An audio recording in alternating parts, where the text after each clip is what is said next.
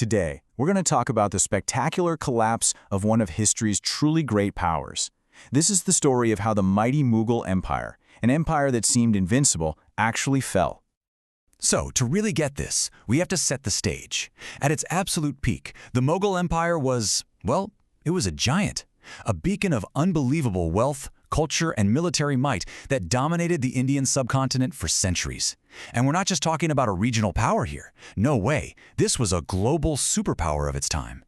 So that's the big question, right? How does an empire that big, that powerful, just fall apart? I mean, what on earth could bring a titan like that to its knees? Okay, so to really understand the fall, we've got to understand what it was that fell. Let's think of the Mughal Empire as this huge, sprawling fortress. I mean, from the outside, it looked absolutely impenetrable. But here's the crazy part. The fortress's greatest strength, its sheer size, was also its biggest hidden weakness. There's this term for it, administrative overstretch.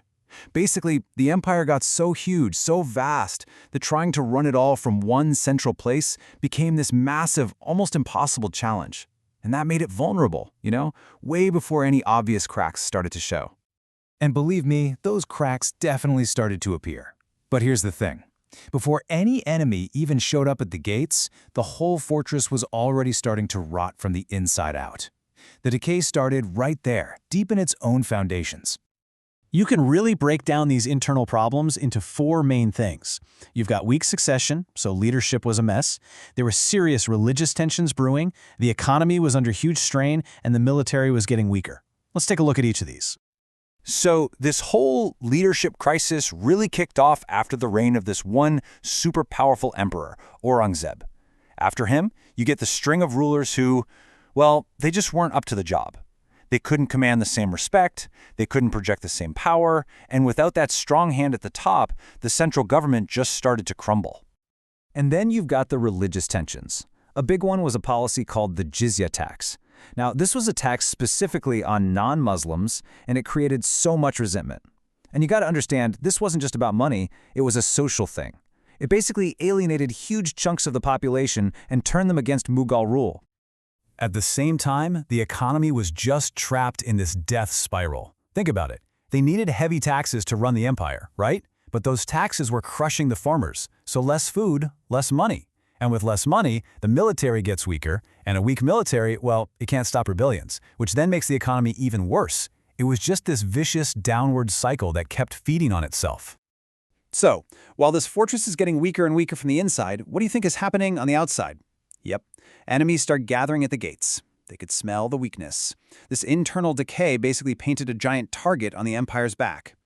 So you might be asking, was the fortress just falling apart on its own, or was it being attacked? And the answer is both. The crumbling foundation was like an invitation to attack, and every single attack just made the cracks wider. It was quite literally a perfect storm.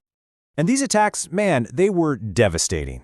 In 1739, the Persian ruler Nadir Shah just sweeps in and completely sacks the capital, Delhi. I mean, total destruction. Then you have the Afghan ruler Ahmed Shah Abdali launching raid after punishing raid. These were not small border fights. These were knockout blows right to the heart of the empire. The economic hit from all this was just catastrophic. The source puts it plainly.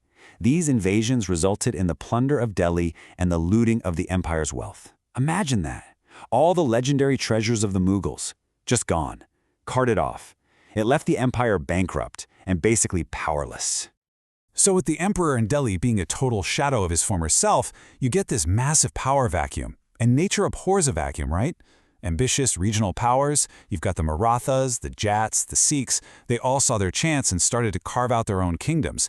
Even the empire's own governors started acting like they were the kings of their own little territories.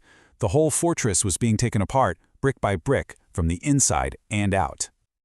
But wait, there was one more player waiting in the wings. A new power at the gates that was about to change the course of Indian history forever. And that was the Europeans, specifically the British. Now, the British East India Company, they didn't show up looking for a fight. They came as traders, wanting to do business. But as they watched the Mughal power just collapse, they made a very strategic pivot. Their mission changed from commerce to conquest. And that shift from trader to ruler was really locked in on the battlefield. A couple of key victories, the Battle of Plassey and the Battle of Buxar, gave the company direct political and military control over huge, wealthy chunks of India. They went from just taking advantage of the chaos to becoming the main power in the region. And that brings us to the end. The final moments. The fortress, completely rotted from the inside and battered from the outside, was finally ready to collapse for good. So in the end, you can't point to just one thing. The fall of the Mughal Empire wasn't about a single event. It was this perfect storm, a really complex process. It was a fatal combination of internal decay meeting external pressure. The weakness on the inside is what made the attacks from the outside so deadly. And that leaves us with a really powerful final thought.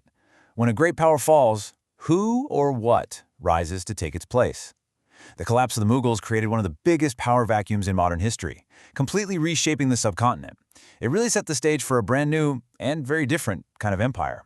It just goes to show you, in history, a void never stays empty for long.